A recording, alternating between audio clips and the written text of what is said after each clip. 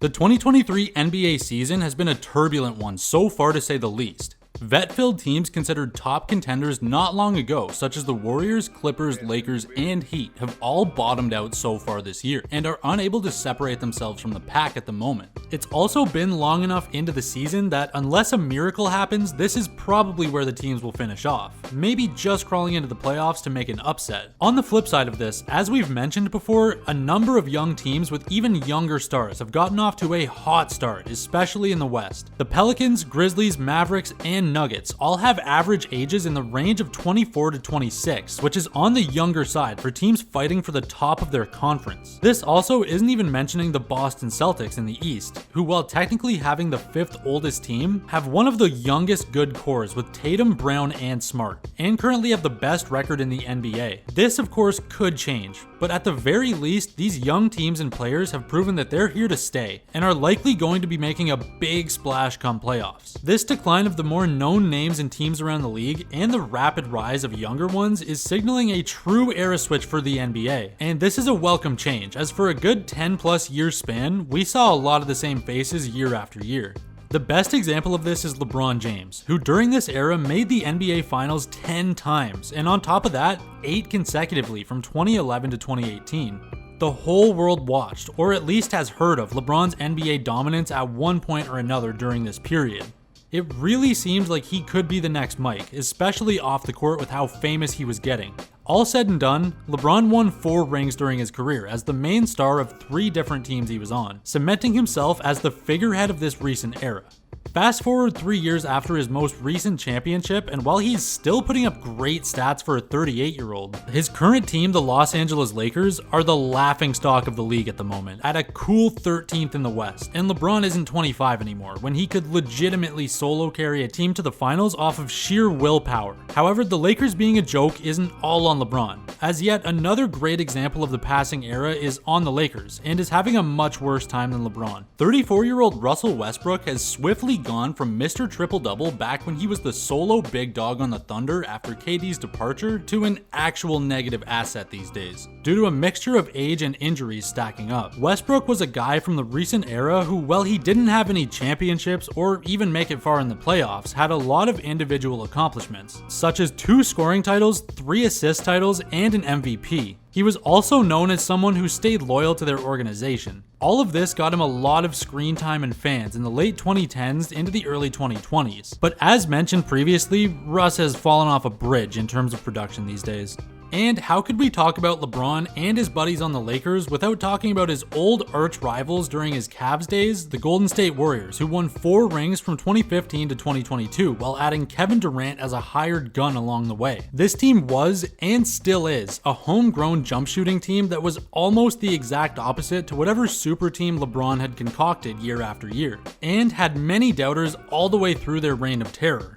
Led by the best shooter in NBA history, 34-year-old Steph Curry, who is now only just starting to see a very slight decline in his play, the team's core is still together, and even won the chip last year. However, the other main faces on the team haven't aged as gracefully as Steph. 32-year-old Draymond Green is a shadow of his former self, who barely breaks even on advanced stats and is punching people out in practice. And 32-year-old Klay Thompson had to sit out 2 years in a row for Achilles and ACL injuries, leading to him also barely breaking even on advanced stats these days. This team for sure is showing its age. However, there is still gas left in the tank here. It really wouldn't be out of the question if Steph shot them to one more dub before the team really goes into retirement mode. However, everyone can see that this team's window is closing rapidly with age and injuries.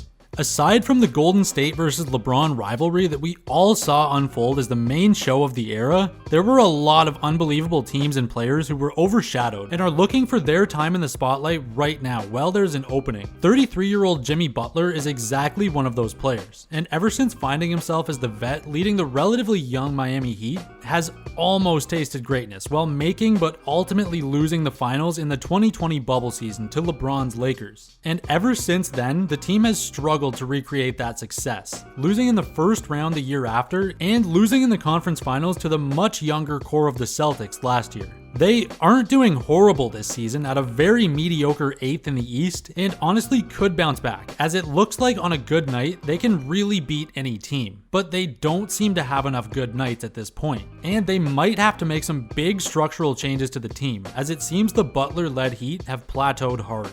Another team in this situation is the LA Clippers, with two-time champion Kawhi Leonard and two-way all-around stud Paul George. These two teamed up a few years ago and were supposed to show the league the power of two-way all-stars who could defend with the best and drop 30 on you. This team, however, is sadly just too injured to make anything work. Kawhi and PG are some of the best the league has to offer at the moment, but when one or the other is constantly out for some reason or another, they just can't get anything going. An interesting note for this being that the two stars have basically played just over a season of games together, while being on the same team for almost 3 years and a half. The Clippers are currently 7th in the West, which definitely isn't in the title contention pocket, so it's not looking too good at the moment. However, if the two can stay healthy for the next couple years and actually play together, watch out for a big run in the playoffs. Looking at all these situations, it does seem fairly grim for the aging stars. However, there are a few guys still looking to make a splash. 34-year-old KD's Brooklyn Nets have somehow survived a rocky offseason and are currently 2nd in the East, and only gaining pace. 33-year-old Harden on the 76ers is also looking pretty good, despite being set back by a right foot tendon strain earlier in the season. And with a younger 28-year-old Embiid right beside him, they could go big in the playoffs. Despite these positive examples though, the teams going all in with all-stars who rocked the 2010s are getting slimmer and slimmer with every season. The stars we saw dominate the 2010s like LeBron, KD, Steph, Harden, Chris Paul, and many more will slowly be and have already been taking steps back to make way for new talent. And with that, we're already seeing an emergence of a number of young teams. Now that a lot of the powerhouse teams of the 2010s have split apart and the stars on those teams slowly getting closer to retirement, we're seeing a lot more competition coming from players that were either rookies or teenagers while they were running the league. With teams such as the Celtics, Pelicans, and Grizzlies all being within the top 3 of their conferences, while being led by players who have all been drafted within the last 5 years. With the oldest and most notable being Jayson Tatum on the Boston Celtics, who are continuing their dominance this season, despite losing head coach Ime Udoka, who seemed to be a major reason for their sudden midseason success last year. A lot of this season's success can be chalked up to the work Jayson Tatum has been putting in to make himself an early favorite for MVP this year, as he still currently has the 3rd most amount of points, while currently averaging more points on a higher true shooting percentage than Larry Bird had on any 3 of his MVP seasons. As Larry's best season in both regards was the 84-85 season, where he managed to average 28.7 points on a true shooting percentage of 59%. While Tatum is currently averaging 30.7 points on 61%. But like Larry, Tatum isn't alone, as he also has Jaylen Brown, who's right up there with Tatum, as he has the 8th most amount of points, and both of them being 2 of only 4 players who have more than one 25-10 game with more than 5 3-pointers, as well as putting themselves in elite company as they've passed MJ and Scottie into 3rd all-time for duos scoring 30 plus in the same game. It also seems as though Jaylen has finally found his health, only missing 2 games of the season so far, which has led to a lot of success for the team. As under the duo of Tatum and Brown, and with the help of players like Marcus Smart, the returning Robert Williams, and Malcolm Brogdon off the bench, the Celtics have been able to reach the top of the offensive rating for the league and 10th in defensive, which has helped them to have the best record in the league currently.